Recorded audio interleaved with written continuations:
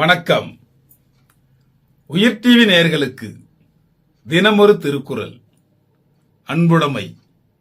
அன்புடைமையில் இன்று 74வது குறள். அன்பு ஈனும் ஆர்வம் உடைமை, அது ஈனும் நண்பென்னும் நாடச் சிறப்பு. அன்பு ஈனும் ஆர்வம் உடைமை, அது ஈனும் நண்பென்னும் நாடச் சிறப்பு. இதன் பொருள், அன்பு பிறரிடத்து ஆர்வத்தை கொடுக்கும், அந்த ஆர்வமே நட்பு எனும் அளவற்ற சிறப்பை கொடுக்கும். அதாவது, அன்பு பிறரிடத்து ஆர்வத்தை கொடுக்கும், அந்த ஆர்வமே நட்பு என்னும் அளவற்ற சிறப்பை கொடுக்கும் என்பதே பொருளாகும்.